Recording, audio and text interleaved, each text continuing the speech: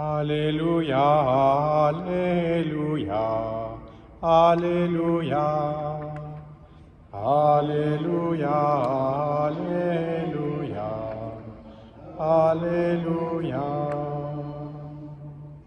Pour ton serviteur, que ton visage s'illumine, apprends-moi tes commandements. Alléluia, Alléluia, Alléluia. Le Seigneur soit avec vous. Évangile de Jésus-Christ selon saint Matthieu.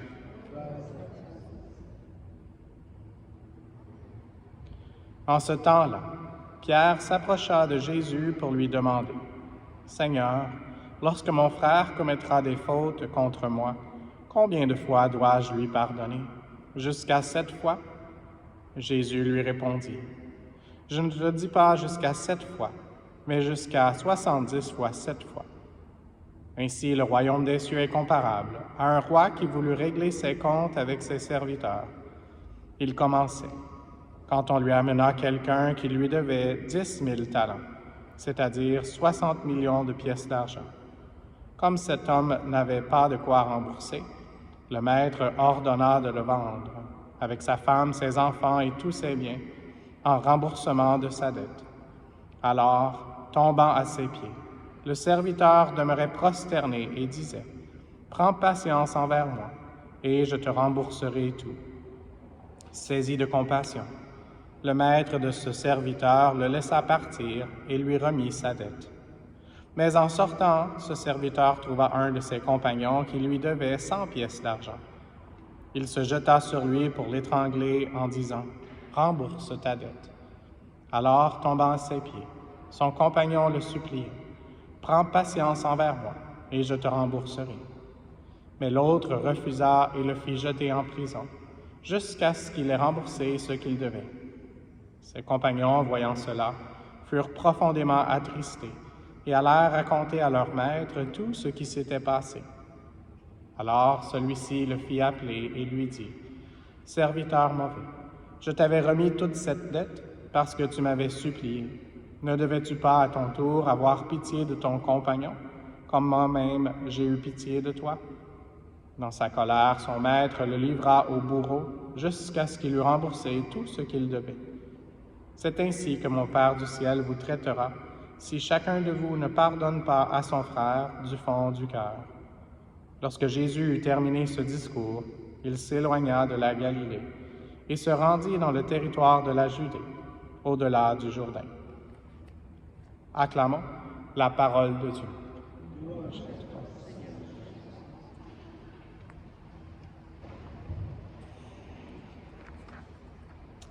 Quelques observations aujourd'hui en essayant de faire un lien entre la première lecture du livre de Josué, un peu le psaume aussi, et puis l'Évangile. À la fin de cet Évangile, on a entendu que Jésus lui-même a traversé le Jourdain. Ce même Jourdain où il avait accepté d'être baptisé.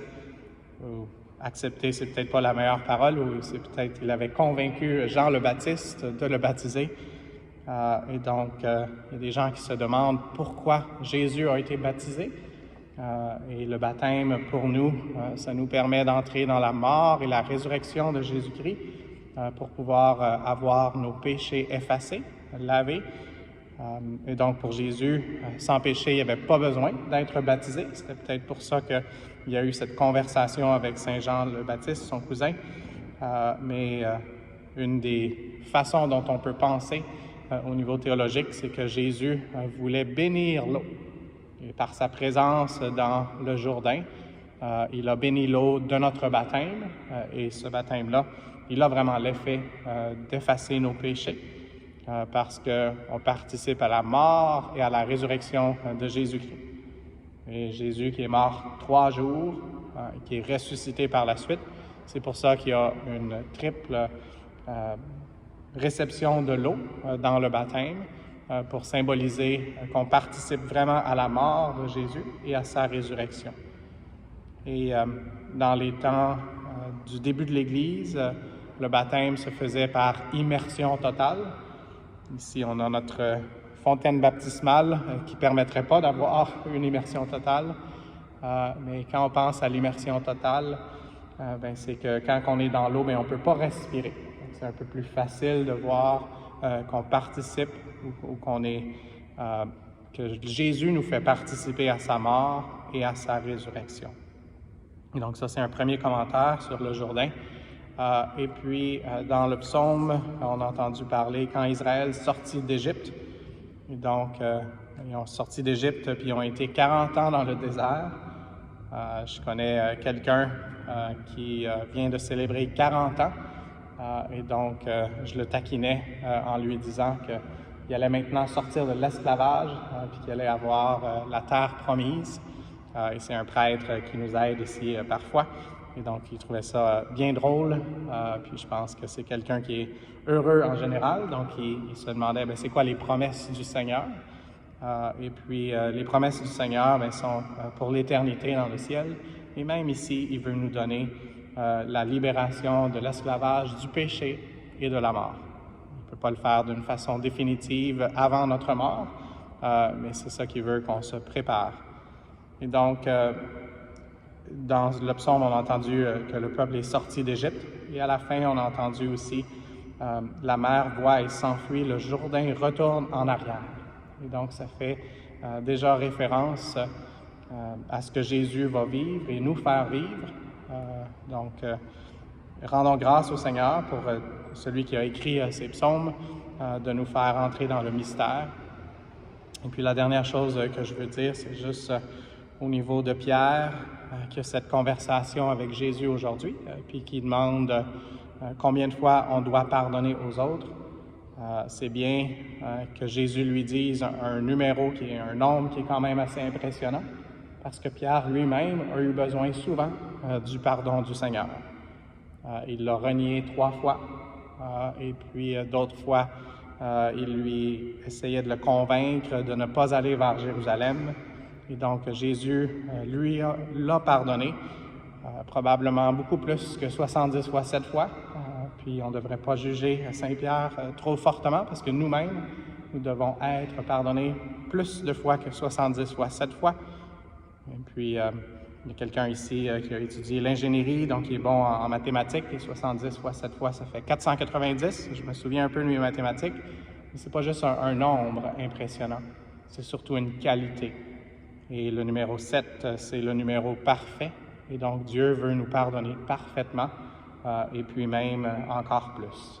Alors, remercions le Seigneur aujourd'hui, alors que nous sommes invités à son repas, même si parfois nous l'avons renié nous-mêmes, et demandons au Seigneur qu'il nous aide aussi à pardonner ceux dont on doit pardonner les offenses. Puis ça, c'est une chose assez impossible pour nous en tant qu'êtres humains, mais avec Dieu, rien n'est impossible. Donc, demandons la grâce de Dieu aujourd'hui, le courage et la sagesse de recevoir son pardon pour pouvoir aussi le manifester aux autres, et qu'ainsi on puisse être toujours plus libérés de l'esclavage, de la mort et du péché, et puis que ce soit vraiment le Christ qui puisse être vivant en nous, comme il l'a été avec Saint-Pierre. Saint-Pierre qui a eu la sagesse de comprendre ce message d'amour infini et qui a eu le courage de lui-même donner sa vie. Maman Marie, aide-nous à dire oui au plan de Dieu dans notre vie, même si parfois on a des questions. Et surtout, aide-nous à trouver que la réponse est toujours celui qui est ton Fils, qui est notre Sauveur, Jésus. Amen.